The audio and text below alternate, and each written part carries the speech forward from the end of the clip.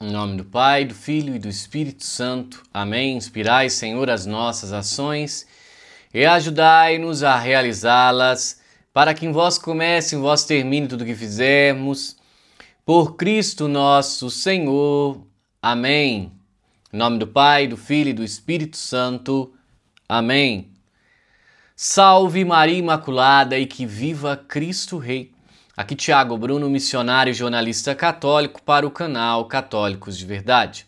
Hoje eu quero atualizar a respeito do conclave, das congregações, dos cardeais e tudo que está envolvendo ali os bastidores, obviamente com notícias que eu discerni importante para trazer aqui no canal Católicos de Verdade.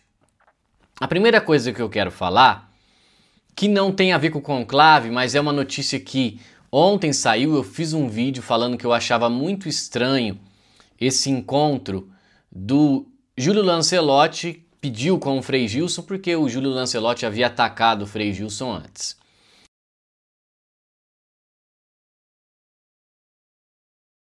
Pois bem, discernindo, analisando tudo, escutando algumas opiniões, eu cheguei à seguinte conclusão.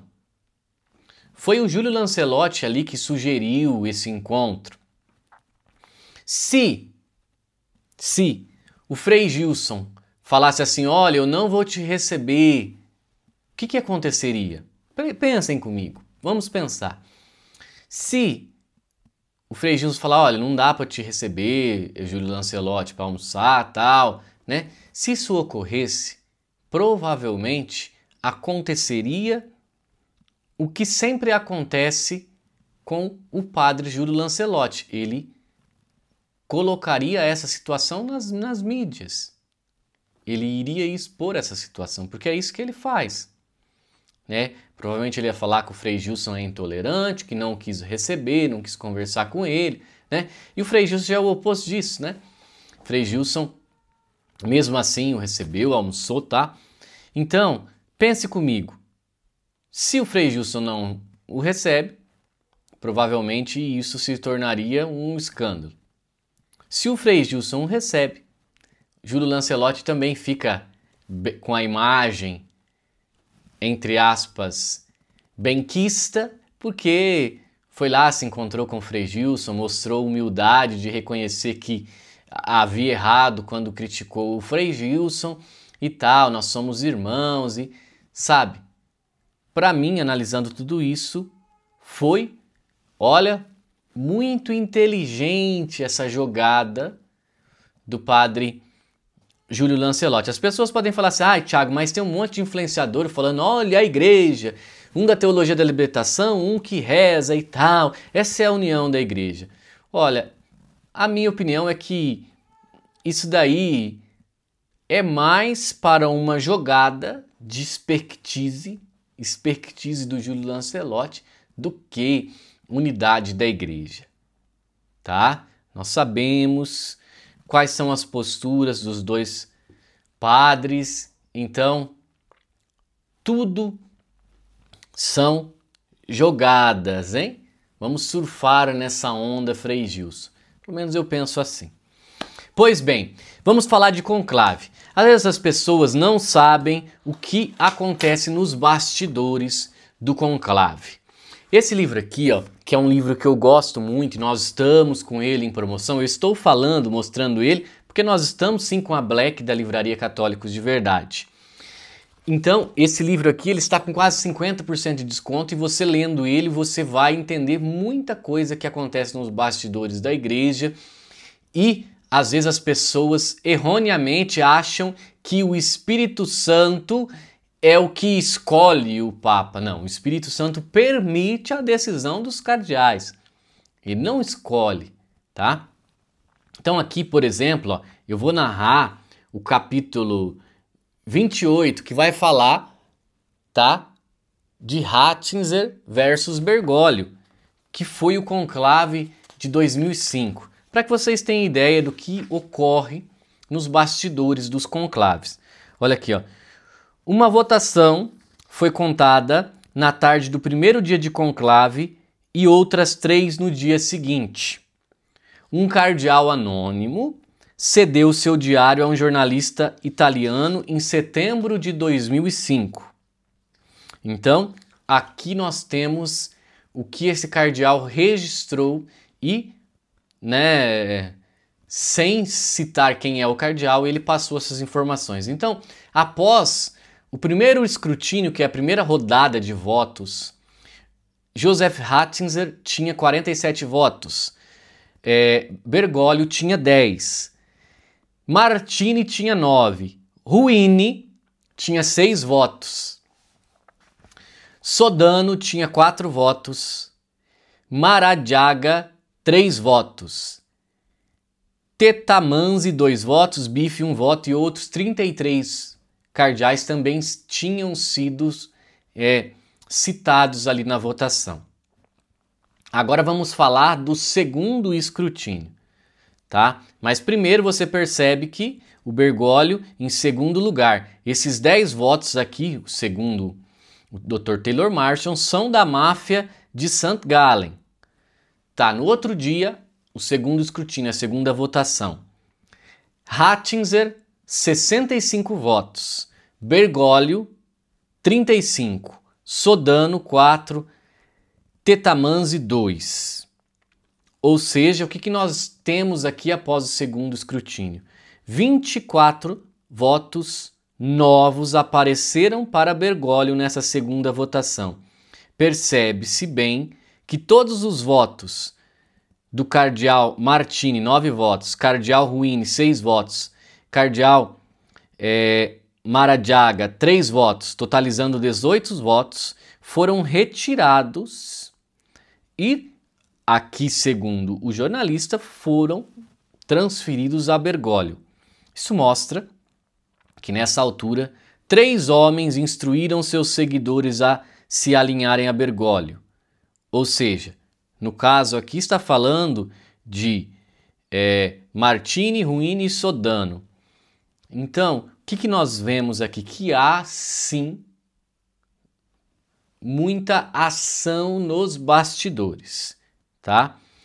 Fomos então ao terceiro escrutínio, Ratzinger 72 e Bergoglio 40 votos, é o que eu já disse em outros.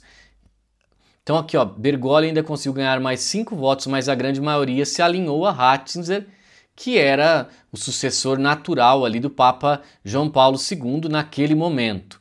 Depois, no último escrutínio, Ratzinger chegou a 84 votos contra 26.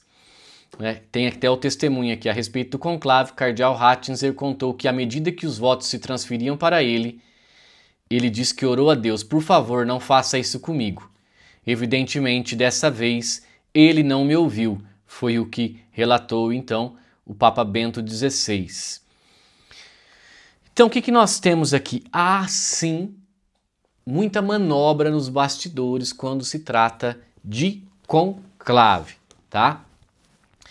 Nós temos aqui também outras informações que eu quero trazer, e a primeira do próprio cardeal Ruini, que é um cardeal italiano de 94 votos. Ele fez uma declaração muito importante ao Corriere della Sierra, porque assim, nós não temos uma unidade entre os cardeais italianos, são 17 e não se tem um nome, eles não conseguem definir, porque justamente Zuppi e Parolin, que são os nomes que a mídia sopra aí, eles não têm sido incisivos, as congregações deles foram fraquíssimas e justamente por essas congregações serem fracas, o povo não sente que eles têm, vamos dizer assim, o cacife para serem sucessores de Papa Francisco. E Zuini, nessa declaração que ele fez, ele disse o seguinte: precisamos devolver a igreja aos católicos. A igreja não é de um papa. Olha, é uma declaração forte. E seguindo nessa direção, nós temos aqui mais uma vez o cardeal Miller. O cardeal Miller, ele não está, vamos dizer assim, Cardeal Miller, ele não está medindo as suas palavras, não. Ele está rasgado, falando a verdade, dando entrevista a todos os jornais. Provavelmente isso finda com suas chances de se eleger papa, né? Mas ele está rasgando e dizendo a verdade. Então olha o que ele disse numa entrevista. Quando alguém está em pecado mortal, o Papa não pode dar a permissão para receber a comunhão. Em entrevista ao jornal espanhol ABC, o cardeal alemão Gerhard Ludmiller, ex-prefeito da Congregação para a Doutrina da Fé, fez declarações que não passaram despercebidas no contexto do próximo conclave, que vai eleger o sucessor de Francisco. Ele falou algo muito importante, olha aqui. O Papa deve ser fiel ao magistério da Igreja. Ele não pode fazer o que ele quer. Afirmou com veemência, insistindo que a autoridade do pontífice não é absoluta e nem pode contradizer a palavra de Deus. Ele falou da fiducia supplicans, o casamento entre homem e uma mulher está no centro do fundamento da existência humana, alertando que a ideologia das letrinhas nega os pilares da antropologia cristã. O Papa não pode dizer que leigos podem celebrar missa ou permitir a comunhão em estado de pecado mortal, nem pode governar a igreja sem o episcopado, que é por direito divino.